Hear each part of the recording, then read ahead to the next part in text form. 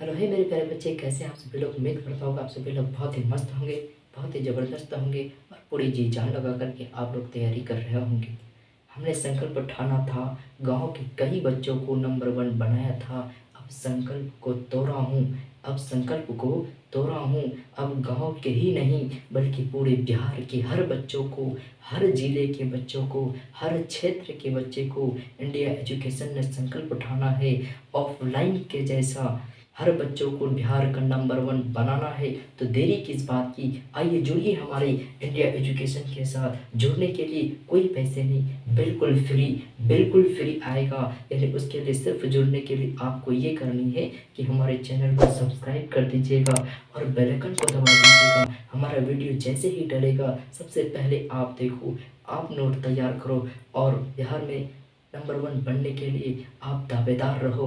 तो चलिए आज हम लोग बात करते हैं सिलेबस के बारे में। यानी कहीं जाने के लिए हमें उस रास्ते का बारे में पता होना चाहिए। तो जिस चाहे वो रास्ता मौसा से पूछो, चाची से पूछो, पापा से पूछो, मम्मी से पूछो, कोई मतलब नहीं है, लेकिन वो रास्ता तुम्हें पता होना चाहिए कि हमें इस रास्ते से जानी चाहिए।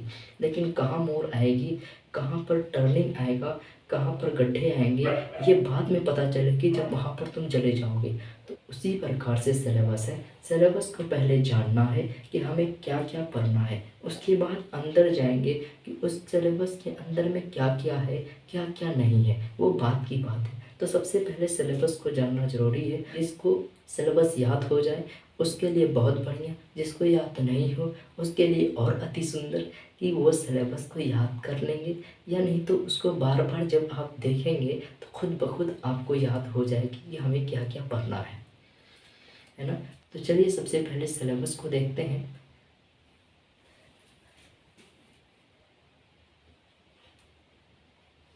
क्या है बेटा, क्या है सिलेबस, यानी जिसको हिंदी में कहते हैं पाठ्यक्रम। पाठ्य पाठ्यक्रम।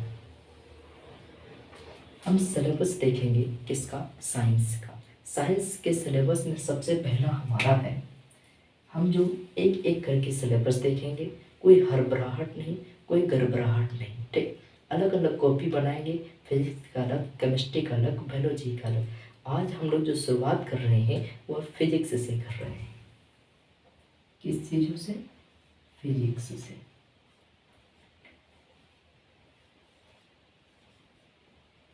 फिजिक्स जिसको हम लोग कहते हैं भौतिकी, भौतिकी।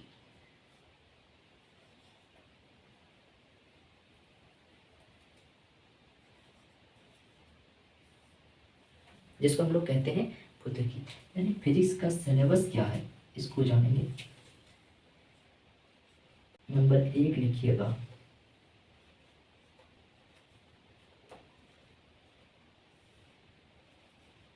प्रकाश का परावर्तन।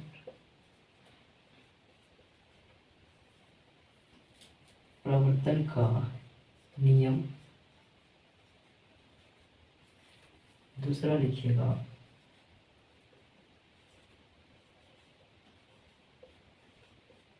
प्रकाश का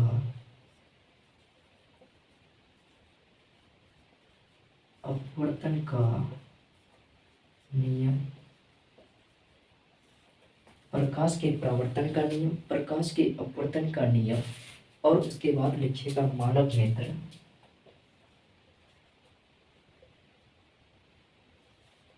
मानव नेत्र, मानव नेत्र। चौथा नंबर में लिखिएगा वायुमंडल, वायुमंडलीय, वायुमंडलीय अपवर्तन।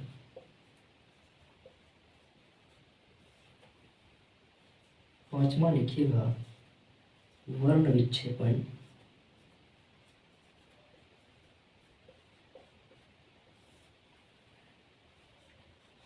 पांचवा वर्ण विक्षेपण हो गया। छठा लिखिएगा विद्युत धारा, विद्युत धारा। सातवां लिखिएगा विद्युत विद्युत धारा का चुंबकीय प्रभाव। उसके बाद 8वां लिखिएगा ऊर्जा का स्रोत। ऊर्जा का स्रोत उतार लीजिए। ये सारी आप लोग कॉपियां में उतार लीजिए, उतार लिए होंगे। यानी ये हमारा पूरा सिलेबस है, यानी जिसमें हम लोग प्रकाश का परावर्तन, प्रकाश का अपवर्तन, मानव नेत्र, वायुमंडलीय अपवर्तन, वर्ण विक्षेपण, विद्युत धारा का चुंबकीय प्रभाव, ऊर्जा का स्रोत, यानी इन सभी चीज़ों के बारे में हम लोग बारी बारी से हर एक क्लास को आगे हम लोग देखने का प्रयास करेंगे और हर वो चीज़ों को इस प्रकार से पढ़ेंगे कि ऑब्जेक्टिव भी एक भी ना छूटे। अगर ऑब्जेक्टिव निकाल कर देख लें तो ऐसा लगेगा कि हाँ, वो सारी चीज़ें मेरे कॉपी में नोट्स हैं। जिस तरीके से ऑफलाइन में जब टीचर लिखता है तो बच्चा भी लिखता है, जब टीचर समझाता है तो बच्चा चुप होकर समझाता है, तो उसी पैटर्न पर हम लोग यहाँ पर काम करेंगे। तो ये पूरा सिलेबस को ध्यान में रखिएगा। आप जो नेक्स्ट वीडियो आएगा उसमें हम लोग प्रकाश के परावर्तन को देखेंगे कि प्रकाश कैसे कैसे परावर्तित होती है, रिफ्लेक्शन कैसे करती है।